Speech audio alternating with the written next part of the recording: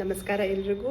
ಬೆಳಗ್ಗೆಯಿಂದ ಸುಮಾರು phone calls, madam video ಮಾಡಿ ನಿಮ್ಮೆಲ್ಲರಿಗೋಸ್ಕರ ಈ ವಿಡಿಯೋ. ಗ್ರೇಟರ್ ಬ್ಯಾಂಗ್ಳೂರ್ ಅಥಾರಿಟಿ ಒಂದು ದೊಡ್ಡ ಸ್ಟೆಪ್ ತೊಗೊಂಡಿದೆ. ಬಿ ಖಾತಾ ಟು ಎ ಖಾತಾ ತುಂಬ ಒಳ್ಳೆಯ ಕೆಲಸ. ಯಾಕಂದರೆ ಬಿ ಖಾತಾ ಇರೋರು ಕೊರಗ್ತಾ ಇದ್ರು, ಪಾಪ ಮನೆ ಕಟ್ಕೊಳಕ್ಕಾಗದೆ, ಸ್ಯಾಂಕ್ಷನ್ ತೊಗೊಳಕ್ಕಾಗದೆ, ಮತ್ತು ಏನು ಟೆಂಪ್ರವರಿ ಪವರಿಂದ ಪರ್ಮನೆಂಟ್ ಪವರ್ ಮಾಡಿಸ್ಕೊಳಕ್ಕಾಗದೆ, ಈ ಥರ ಒದ್ದಾಡ್ತಾ ಇದ್ರು. ಸೊ ಇವರಿಗೊಂದು ದೊಡ್ಡ ಸೊಲ್ಯೂಷನ್ನು, ಒಂದು 100 days ಇದೆ ಇದು ಮಾಡಿಸ್ಕೊಳ್ಳೋಕ್ಕೆ. ಬಿ ಖಾತಾ ಟು ಎ ಖಾತಾ, ಇದಕ್ಕೆ ಏನೇನು ಬೇಕು ಅಂದರೆ ಒಂದು ಆಧಾರ್ ಕಾರ್ಡ್ ಅಂತೂ ಬೇಕೇ ಬೇಕು. ಆಮೇಲೆ ಕನ್ವರ್ಷನ್, ನಿಮ್ಮ ಲ್ಯಾಂಡ್ ಕನ್ವರ್ಷನ್ ಲ್ಯಾಂಡ್ ಆಗಿದ್ದರೆ ಅದರದ್ದೊಂದಷ್ಟು ಡಾಕ್ಯುಮೆಂಟ್ಸ್ ಇರುತ್ತೆ, ಅದನ್ನು ಅಟ್ಯಾಚ್ ಮಾಡಬೇಕು. ಆಮೇಲೆ ಇನ್ನೊಂದು ಮೇಯ್ನ್ ಇಂಪಾರ್ಟೆಂಟ್ ಏನು ಅಂತಂದರೆ, ಬಿ ಖಾತಾ ಹೋಲ್ಡರ್ಸು ಫಸ್ಟ್ ಇ ಖಾತಾ ಮಾಡಿಸ್ಕೊಳ್ಬೇಕು. EPID ನಂಬರ್ ಬಂದಾದ ಮೇಲೇ ನಿಮಗೆ ಎ ಖಾತಾ ಆಗೋದಕ್ಕೆ ಸಾಧ್ಯ. ಮತ್ತು ಒಂದು ಸಿವಿಲ್ ಇಂಜಿನಿಯರ್ ಹತ್ರ, ಗೌರ್ಮೆಂಟ್ ಆಥರೈಸ್ಡ್ ಸಿವಿಲ್ ಇಂಜಿನಿಯರ್ಸ್ ಹತ್ರ ಅಥವಾ ಇಂಜಿನಿಯರ್ಸ್ ಹತ್ರ ಹೋದರೆ ಅವರು ನಿಮಗೆ ಪ್ಲ್ಯಾನ್ ಮಾಡ್ಕೊಳ್ತಾರೆ.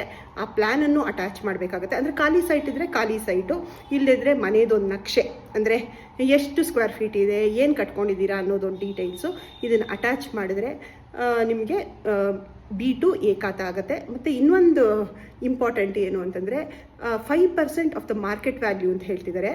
ಅಂದರೆ ಇದು ಒಂದು 50 ಲಕ್ಷ ನಿಮ್ಮ ಸೈಟ್ ಇದ್ದರೆ 2.5 ಲಕ್ಷದಷ್ಟು ಕಟ್ಬಿಟ್ಟು ನೀವು ಮಾಡ್ಕೊಳ್ಬೇಕು.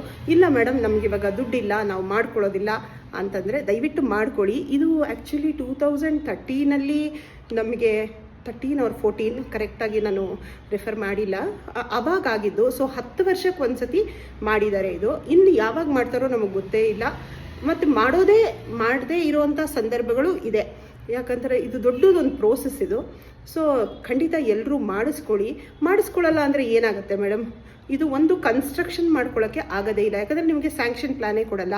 ಆಮೇಲೆ ಟೆಂಪ್ರವರಿ, ನಾನು ಮೊದಲೇ ಹೇಳ್ದಂಗೆ ಕನೆಕ್ಷನ್ಸ್, ನಿಮಗೆ ಪವರ್ ಕನೆಕ್ಷನ್ಸು ನಿಮಗೆ ಟೆಂಪ್ರವರಿಯಿಂದ ಪರ್ಮನೆಂಟ್ ಕನೆಕ್ಷನ್ಸ್ ಆಗಲ್ಲ, ಬ್ಯಾಂಕ್ ಲೋನ್ ಆಗಲ್ಲ.